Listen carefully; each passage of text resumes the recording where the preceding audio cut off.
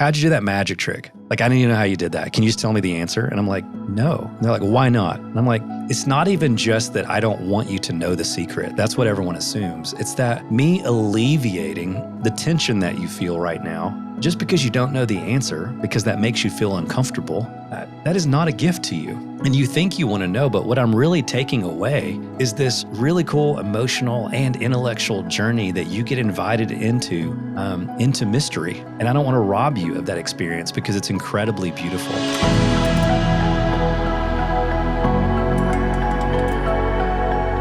Welcome back to the Wow Level Podcast, the Wow Level Life Podcast. But sometimes I'm tempted to leave the word life out because I want this to be like the Wow Level Family Podcast, the Wow Level Relationships Podcast, the Wow Level Leadership Podcast, the Wow Level Work Podcast, which I guess is summarized with the word life. But I want all of the stuff in your life to be wow level. And if you've been paying attention and listened to this podcast somewhat regularly, you noticed we missed a couple weeks. We're back for our Afterglow episode with Kate, my go-to favorite podcast co-host of all time. And babe, why did we miss a couple of weeks?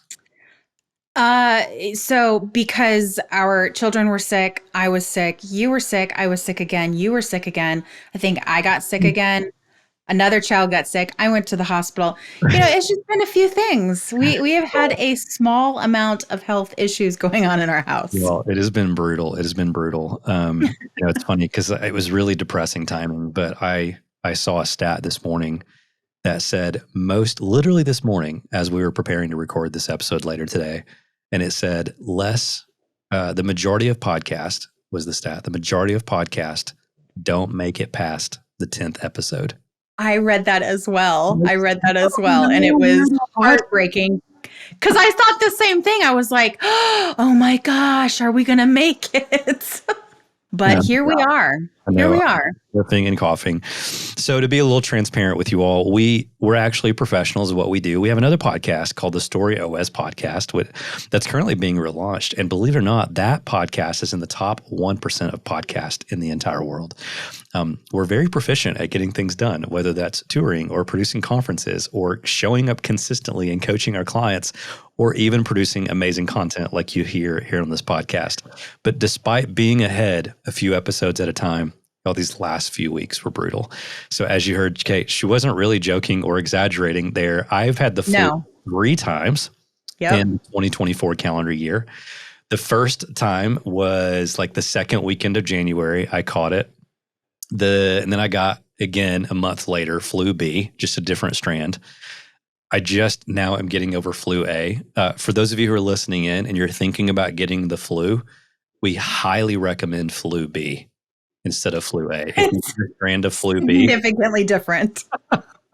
We highly recommend choosing that one. If you're going to pick one, B is the way to go because A is a total swift kick in the tail. It was brutal. It was absolutely brutal. And then my round of flu A turned into bronchitis, which then right as I was like, I think I'm finally getting better, which is at like the 2-week mark, I got a freaking sinus infection that led to congestion again. My ears all closed up. And then you all of a sudden have to go to the hospital, and it just felt like the perfect storm. And so all that to say, you're okay. Yes, I am okay. I don't want to reveal all your health challenges. You should feel comfortable. Oh no, I've had, this is my 12th kidney stone, which to anyone who has ever had one, y'all, it is no joke. To have 12 of them in your lifetime is equally as ridiculous, but we are dealing with it and that's okay. Yes. I'm here. We are dealing with it. You are on the mend. I am on the mend, and we're excited to help you level up your life and live a wow level. Yes. Let's do it. Let's jump in. So I was about to say last week. Sometime earlier this year. We got to sit down with, an extraordinary human being, Jillian Farabee. Depending on your pathway to discovering this podcast, Jillian may not be a stranger to you. She has spoken at Story Conference multiple times over the years. She's one of those voices in humans that we tend to just bring in and collaborate with on a regular basis in a variety of ways. And so I was so pumped to get her on the podcast. And there's definitely some themes that we got to in that conversation that I want to get to today in this Afterglow episode. And so let's jump in. But first of all, I gushed about Jillian on the last couple episodes. Kate, this is your first time back. Would you like me to gush about Jillian? Because tell us what it is that you love about Jillian, because I feel like your perspective is unique, and you've had a chance to interact with her in ways that are going to paint a different perspective than I perhaps have. So let's just reintroduce Jillian and the conversation we had with her here at the beginning of our conversation with each other. Yeah, for those who aren't aware, Jillian is a powerhouse. She had many years working with Cirque du Soleil and their creative. She is a dancer. She's an artist. She is a meditation practitioner. She is a play coach. She started Kite Parade. She is just all around one of my favorite people to spend time with, because her unique perspective on the world around her is intoxicating. And I was thinking about it as we were getting ready for this episode. I was like, man, we started with Brad, who is, again, just one of my favorite humans to spend time with and be in their atmosphere. Jillian is another person who falls into that category. We were recently driving to Washington, D.C., and we were talking, hashing out some ideas. And at one point you went, I have to call Jillian. And in that moment, I know, oh, he's serious. Because when you call Jillian, you are calling because you are like, all right, give me your perspective. Tell me what are the real-time things I'm not thinking about. And her creative mind, that if there is anybody I know that does not live within any sort of boundary or box, it is Jillian Farabee. You present ideas to her and she immediately outthinks you.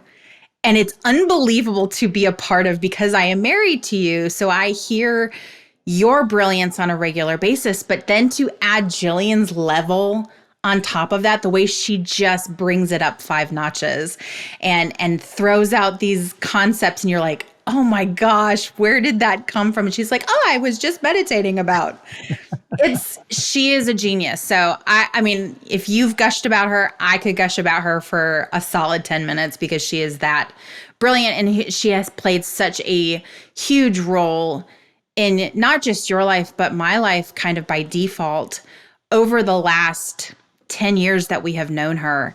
And she is a special human. Yeah, she indeed is.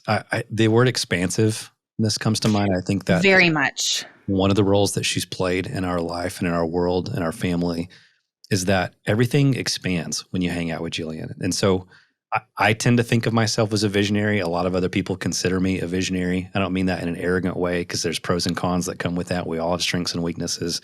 But as much as others think that I'm a visionary, when I call Jillian and share a vision with her, she expands it and helps me realize that I was actually thinking small when I thought I was thinking big.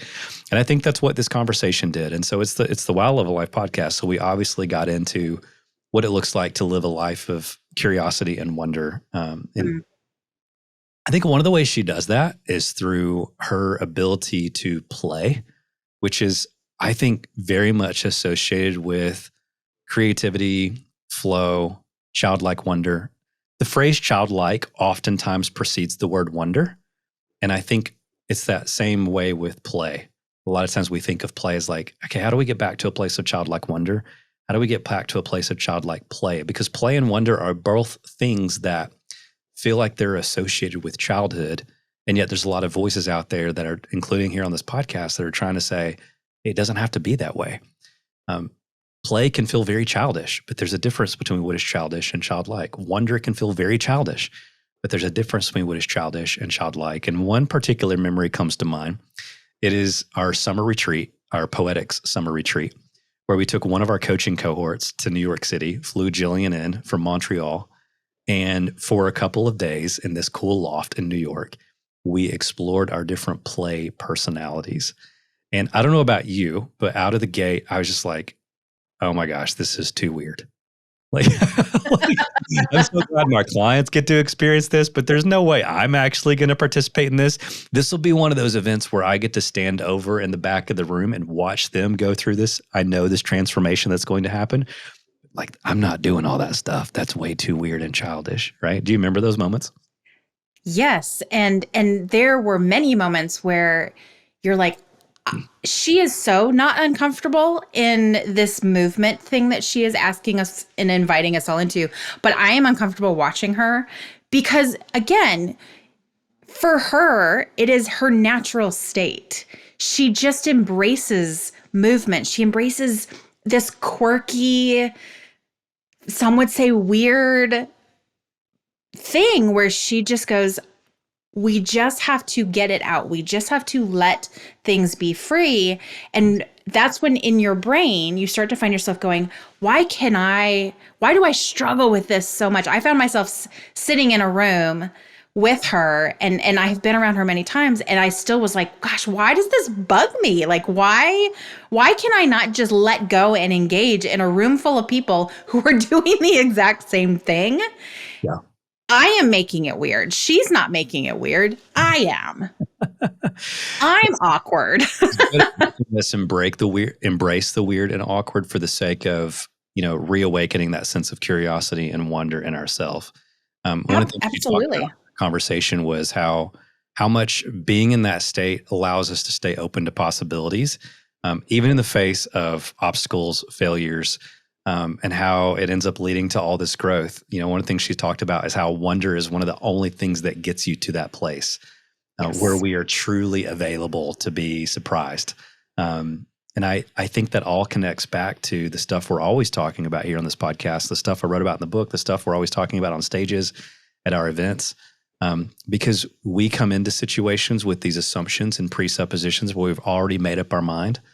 And I think that's what I was guilty of in New York in that experience, is that I had already made up my mind around how I felt about this, and there wasn't any growth there for me to experience, that this was for our clients, not for me.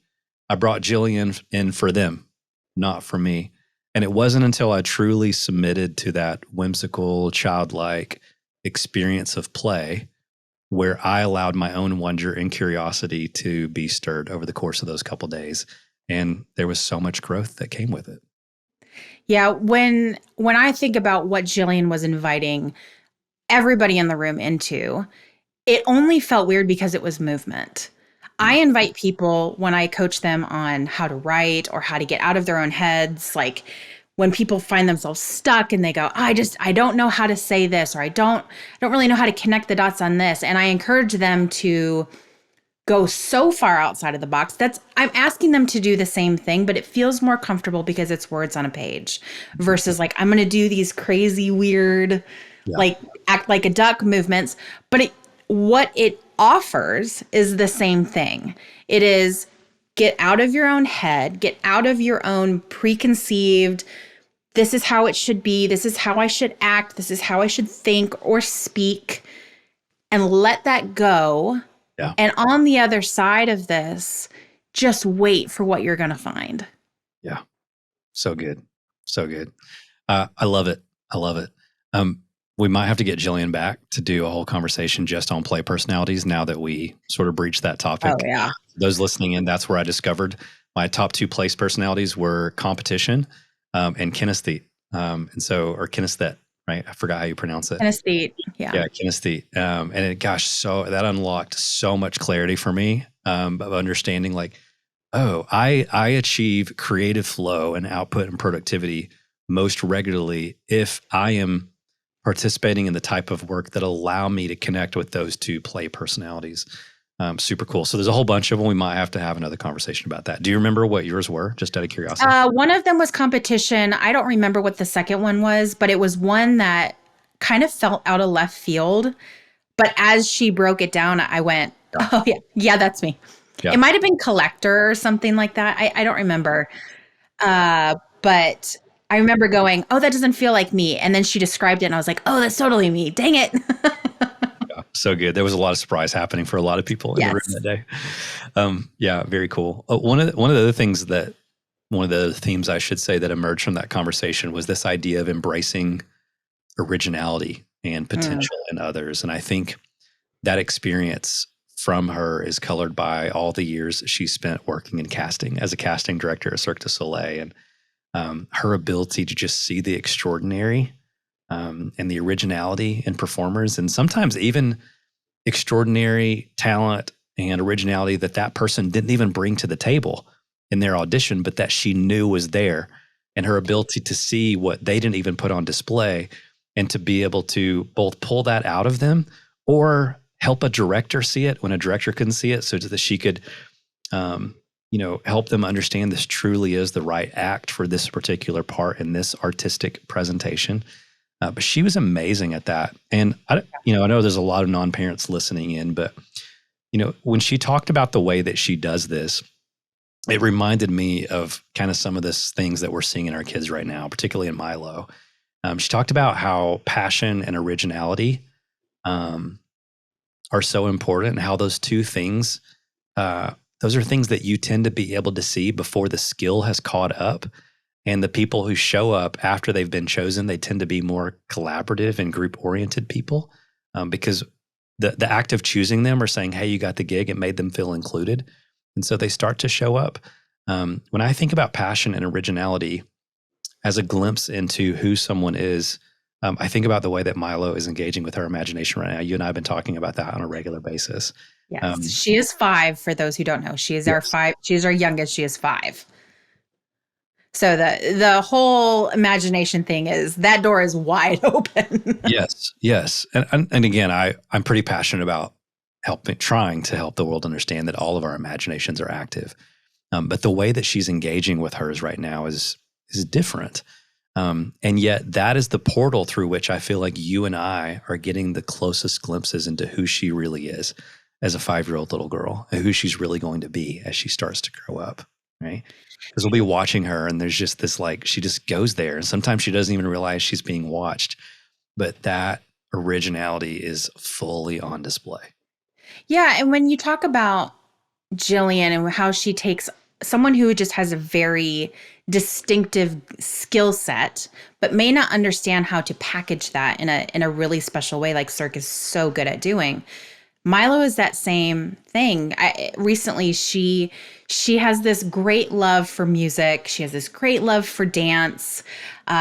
If you were to spend any amount of time in our house, you would, 1, hear her singing from somewhere, and 2, she would eventually just appear in some outfit and she would dance her way through the room and then just leave. So she got invited by someone at school, a coach at school invited her into a cheernastics program. It was not on her radar. And that single invitation for her opened up a world of possibility where she went, oh, I can do this. Oh, there is a place for me to both embrace this musical side and embrace my love for being in front of people and this joy of performance. And I can leverage it with someone who actually believes that I'm capable of this. Mm-hmm. Now we see her, we'll be watching a movie and she is practicing her back bends and she is stretching actively, because at some point she knows in the movie there's going to be a song and dance part and she is going to be ready.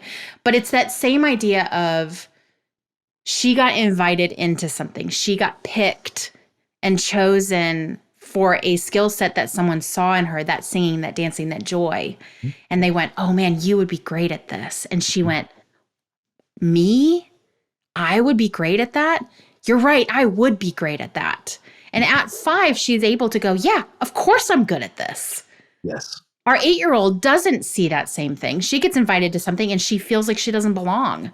And so the gap between a 5-year-old and an 8-year-old, like that's 3 years. And I believe this is possible and I can't see it. Yeah. I think the practical takeaway here for all of us, and you might have to contextualize this to your current objectives. I don't know what you're trying to pursue in your life, whether it's trying to build some deeper friendships and relationships, or maybe I'm a leader trying to build, a stronger, more connected team so we can accomplish more within an organization. Maybe you're a business owner, maybe you're a parent and you're thinking about it through that lens, like Kate and I are talking right now. But if Jillian is right, and I believe she is, in saying that passion and originality are two things that you can see even before skill has caught up, then we have to create environments where someone is given the opportunity to put their passion and originality on display so that we can see skills that haven't had a chance to catch up yet, right? when I think about this from a leadership perspective, gosh, the ramifications are huge, right? There are people with unfulfilled potential on our teams that the skills just haven't caught up yet, but we can't see that potential for that skill. We're not even aware that the skill hasn't caught up because we've not done anything to create an environment where their passion and originality can be put on display. And maybe one of the best ways to do that is to connect this with what we were previously talking about, the idea of play, right? When we give people the opportunity to play in whatever type of exercise, now all of a sudden that passion and originality has a chance to show up in a way that might be a little bit more obvious to us. So maybe some practical stuff that we can all work on and get better at. Yeah, practically for me, this has showed up just in the story community. I have been a behind the scenes person my whole life. I'm very comfortable there. I'm an introvert. It's a great place for me, but I have never stopped being passionate about other people's passion. Mm. And I didn't have this skill set. I didn't have the confidence. I hadn't been invited into places where I felt like I belonged there. Jillian was actually someone, she still does this with us. Hey, is Kate going to be on this call? Because she brings this different level. So even being invited or encouraged to enter into a space where the skill may not be there entirely for me, but I can learn it and encouraged to learn it has helped me find some of that voice, has helped me find places where I can be more comfortable. And that is both leadership on your part, but leadership on Jillian's part, leadership from anybody who has entered this atmosphere, who has said, gosh, won't you come along on this? What do you have to say? And from a leadership perspective, how many people do you have on your team or in your ecosystem that haven't been given that opportunity because the person who is loudest or the person who has the most accolades, the MBAs, the PhDs, they are by default given those opportunities first instead of recognizing, gosh, you know what? This person has that thing, that spark that cannot be I don't want to say purchased, but it can't be purchased with a degree. Yeah. It's just innately inside of them. And I think there is so much room for leaders to cultivate and raise up new leaders by recognizing the sparks before they look at the resume. Yep. Agreed. And again, just to make this relevant to everybody, you don't have to be a leader of a team at work. And you don't have to be a parent of a bunch of kiddos at home. But if you care about learning to see potential in others and in yourself that you currently do not see, we have to create opportunities for that potential to reveal itself. And that's what we're really talking about right now. So don't miss that. Another one of those themes that sort of emerged from this conversation was the relationship between what Jillian called inner depth and outer expression. She was talking about how she cultivates this really deep inner life through all these different practices that she's involved in, whether it's play or meditation, and how it allow those two things to be tied together. One of her direct quotes was that the deeper, the more playful, and how those two for her are two sides of her experience of being human. And that when she does her deepening, her appetite for that naturally moves out. She has a really easy sense of what's right for her and what's not. And I think that comes back to just the idea of growing in self-awareness, what I would call growing in narrative intelligence. Jillian has a very high degree of narrative intelligence. She's very aware of the stories that she's telling herself, what narratives have been formed that those stories are connected to, and the narratives that she is perceiving in others by way of both the stories they are telling her and the behavior that they're exhibiting. And so much of that comes back to her ability to be still, practice an element of mindfulness, and even the literal form of mindfulness that we refer to as meditation.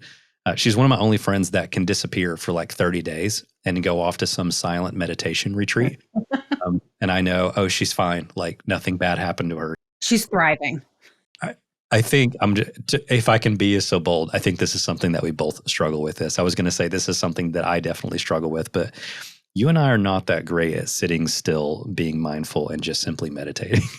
Oh gosh, no, I am the actual worst. We just had this conversation yesterday about I literally had surgery on Monday, and on Tuesday I was beside myself just having to sit.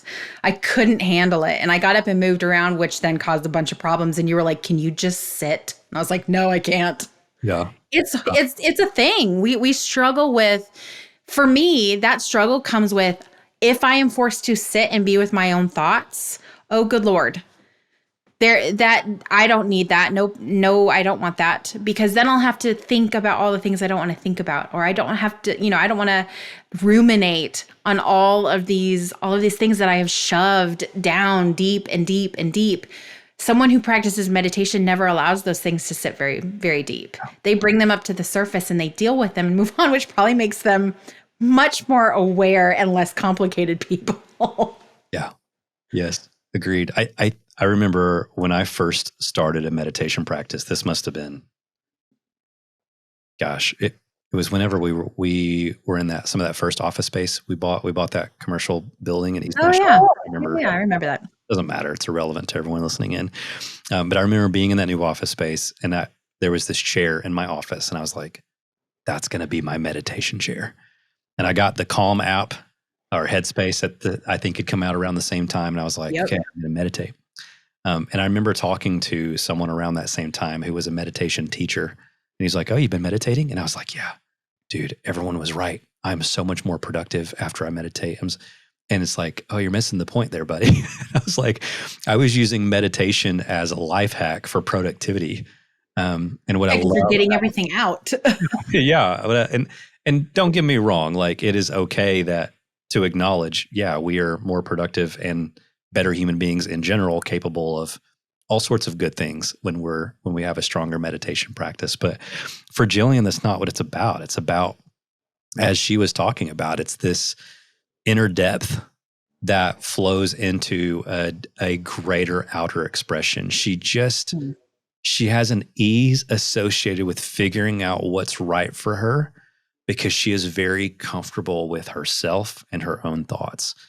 And I think that's both different and deeper than liking ourselves or loving ourselves, which feels like a theme that the world's obsessed with talking about. And No, she's unburdened herself. yes, She's yeah, unburdened herself from her own insecurities. She is bringing things to the surface and dealing with them and thinking about them and spending time with them, where the rest of us just don't. We just avoid it.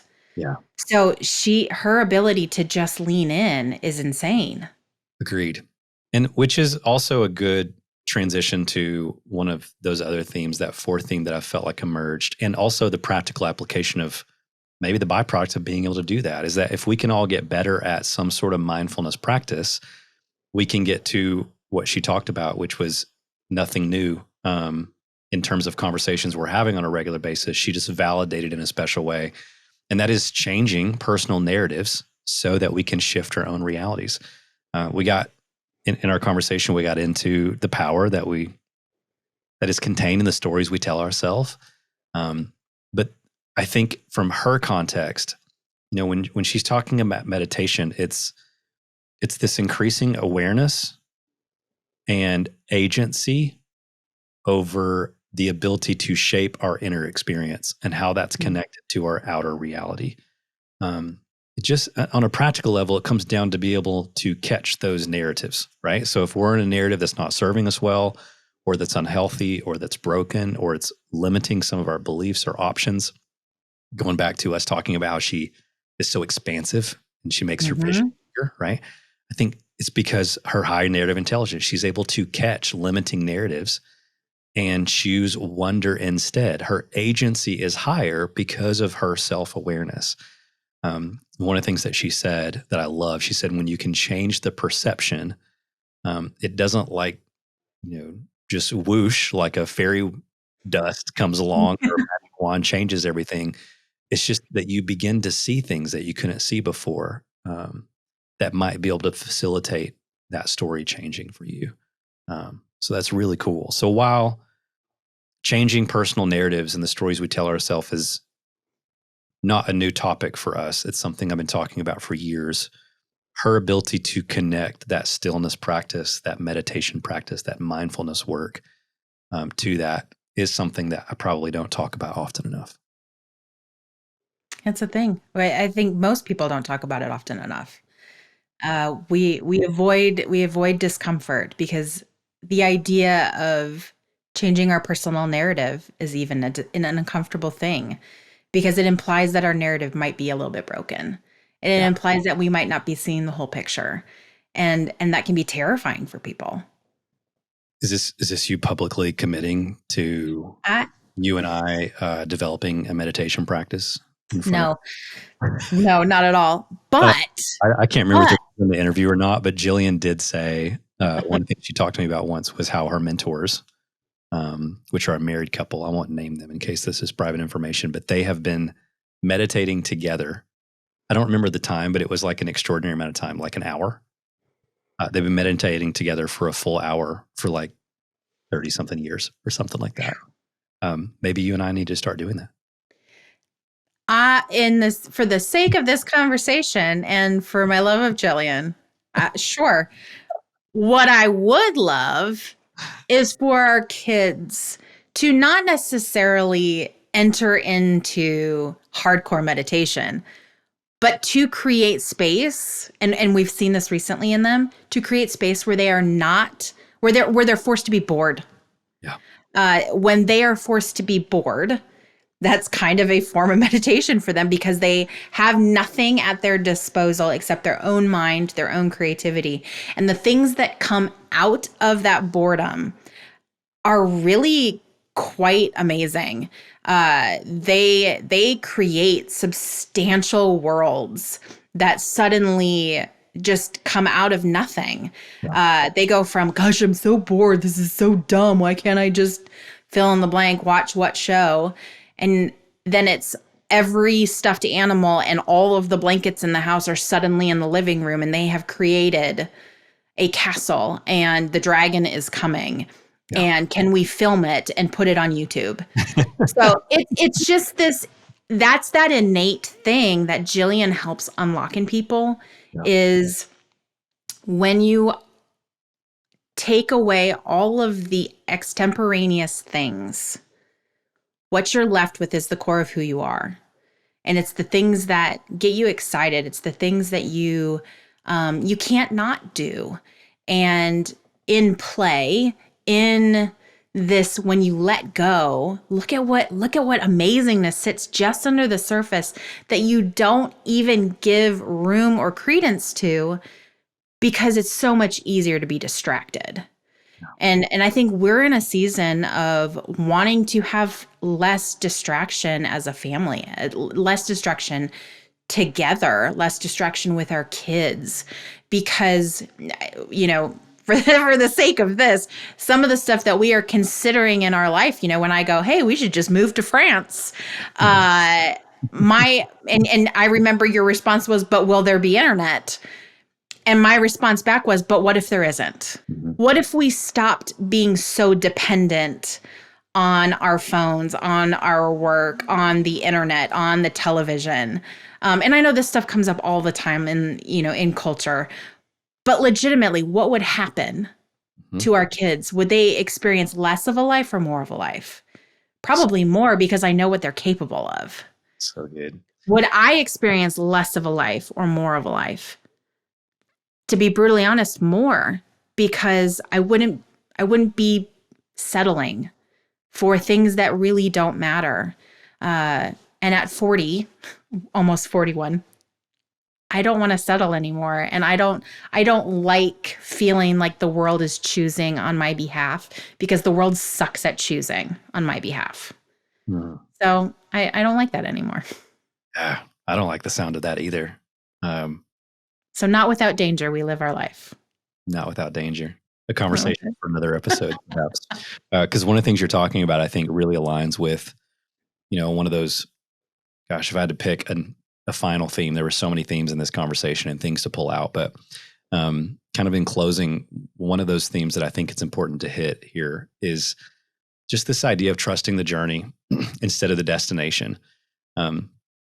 It's interesting because when it comes to curiosity specifically, which again, I think is just wonder in action, people are going to hear me say that a lot on a podcast about wonder. But if curiosity is wonder in action, some of the coolest research that's ever been done on curiosity is a study. It's one of my favorite studies where they recognized that there is a neural cocktail, so to speak, of brain chemicals that are associated with acts of high innovation and creative thinking. And that when it comes to curiosity, curiosity is associated with that. But genuine curiosity, where that brain chemical cocktail exists, is the type of curiosity where we're willing to go on a journey without like an insistent idea of the answer we're looking for, but more where we're willing just to go and be curious about what we might discover along the way. The type of curiosity, I don't even know if it's a type of curiosity. I almost think of it as like a fake curiosity or a faux curiosity, where someone's going, I just want to know the answer, right? And there's nothing wrong with seeking to understand. I think that was one of, I need to look it up to get it right. But no, that's like peeking on the last page of the book. But it's like, that's like a Neil Armstrong quote where it's like, curiosity is the basis for man's desire to understand. And I'm like, I get that. We are driven to understand, and there's nothing wrong with that. But I think the kind of curiosity that drives us to want to understand and go explore the expansiveness of the universe is different than what people think of as curiosity when they're like, how'd you do that magic trick?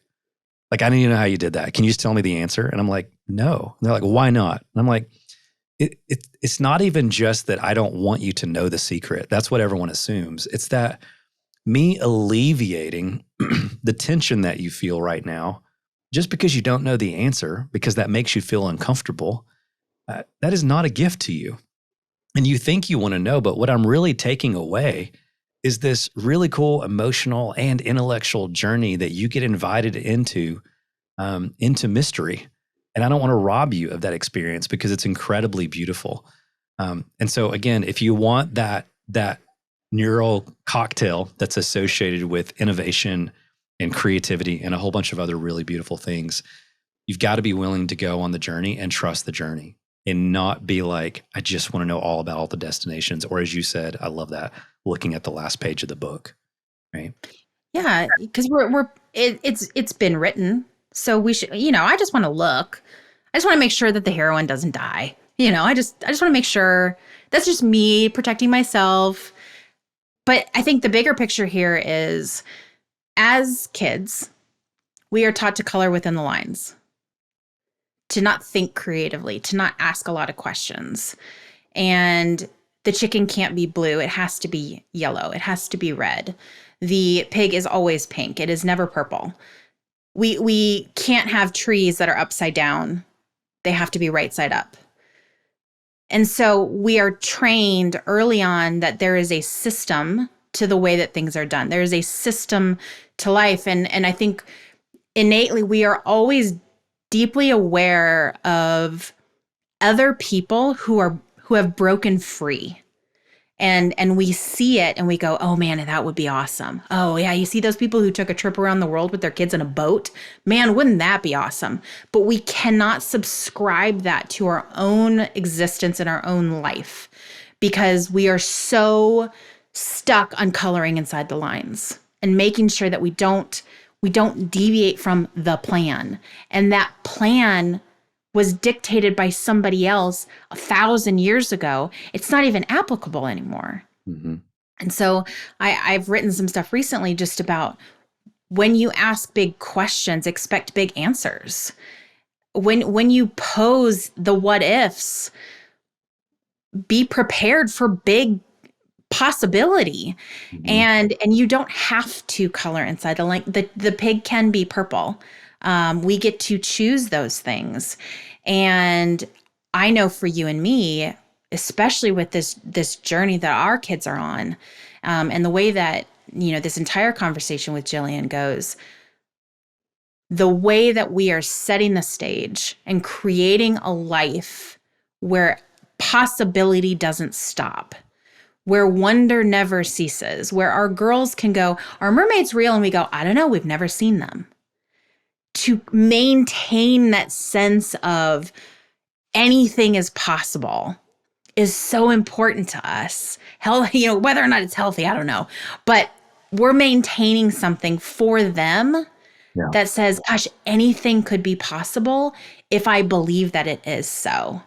Yeah. And opening up those doors, I hope more and more people open up those doors, because what does the future look like with a whole generation of youth, of kids who grow up to be leaders, who believe both anything is possible and you don't have to color inside the lines? Yeah. Yeah. Jillian is extraordinary at this, and it does feel like it was a major theme, which is why I wanted to end on it. But just that we've got to get curious enough to know, as cliche as it sounds, it really is the journey and not the destination. And we could probably spend a whole episode getting into like some faith and spirituality type conversations. Sure. Around, like why does it make it easier to trust the unfolding of one's path? But yet the truth here is that when we become comfortable trusting the unfolding of the path, really leaning into the journey, soaking up all the magic along the way, even when it defies our expectations or our assumptions about what we thought it was supposed to look like, or even when it feels uncomfortable, that learning to accept what it is while still moving towards desired change, that is a skill, I guess. I don't know if that's the right word for it, but that's a skill that I regularly experience in people that I would say are living extraordinary, magical, wow level lives. And so if we want to live wow level lives, and if you don't, why are you listening to this podcast? You clicked the wrong button. But for those of us who want to live wow level lives, it's something that we have to get better at, is that when things don't go our way, when the journey doesn't feel like it's aligning with what our expectations were of what it was supposed to be, there's a comfort level there with just letting the story unfold and being willing to be pleasantly surprised by all the twists and the turns. And gosh, if we can do that, what a beautiful way to live. Now we're rarely disappointed. And that doesn't mean, again, like Jillian talked about, it doesn't mean not pursuing desired change, right? Like when the twists and turns happen, or we get stuck halfway up the mountain and we're just like, okay, I didn't expect to sprain my ankle. It's not about not being disappointed by it. It's not like we're not allowed to pause and go, gosh, this is not how I would have written this part of my story. But to pause and go, what does this make possible? Or maybe it's a gift, or gosh, maybe now that I have to sit down on this rock for a little while, I didn't notice these flowers that I could stop and look at. Or gosh, I would have missed this entire view because I was so focused on doing the journey the way I thought it was and trying to march up the mountain. I just think we're going to miss some beauty and some magic along the way unless we get comfortable with that. So I think it's something that we all need to get better at. I completely agree with you. And to anyone who is listening who thinks, oh, this isn't for me, or possibility, I'm past that point, or I can't have that. Re-listen to the episode, because anything is possible. And it sounds cliche, but it's not. And choosing your life at 20 years old, at 40 years old, at 70 years old. How many people have gone back to college at 80? So many, because they went, gosh, I just didn't do that thing I really wanted to do. And it's not impossible to do it. So this applies to everybody. You can choose, and you can have a life filled with wonder, and it's not just meant for somebody else. Yeah. It's meant for anyone who chooses it. Yes. And again, if you need a little help learning to believe that, or to choose some of those new beliefs, beliefs are anchored in narrative. Narrative is what drives all of our beliefs and behavior. And if you're just like, well, how do I change narratives? There's a whole body of work that's out there and available to you that talks about just that. Whether you want to increase your narrative intelligence, learn to understand the story operating system, which I think is the story OS, as we call it. It's the operating system of the human brain.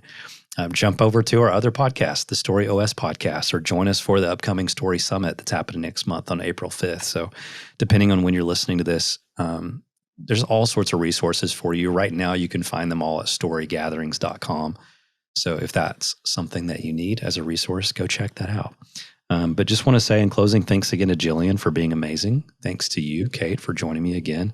I love these little Afterglow episodes because I'm so annoyed sometimes by other podcasts that I love because they had this amazing conversation with this incredible guest.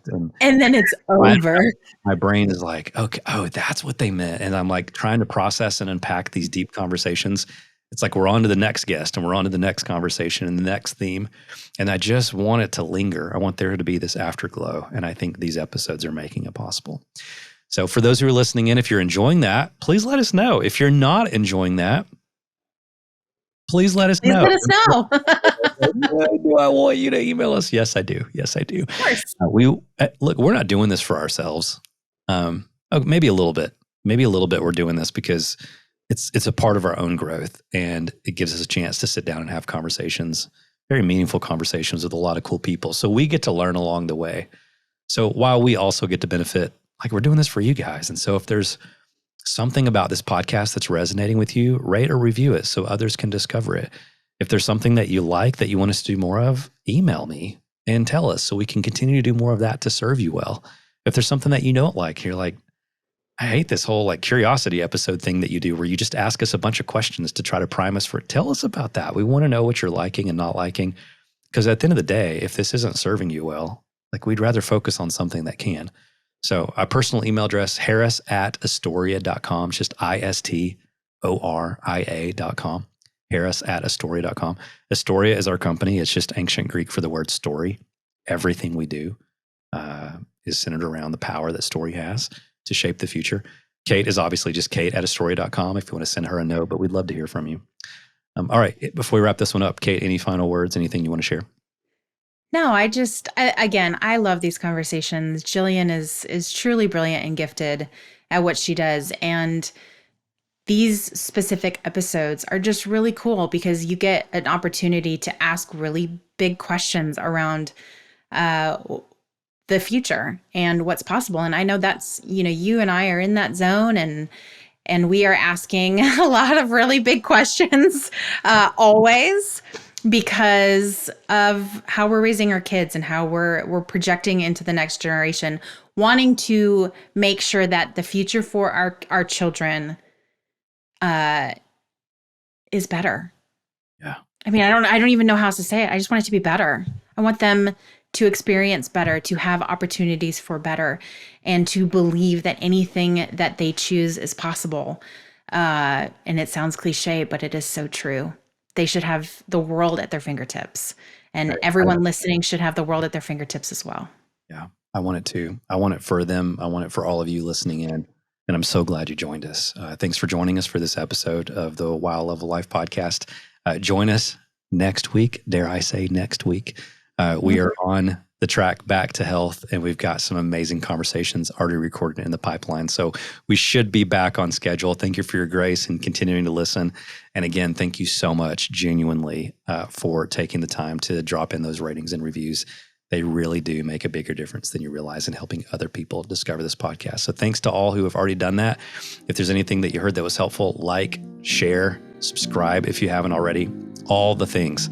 We want to get this message out there resonating with others in the same way that it resonated with you. So thanks for listening, and we will talk to you again very soon.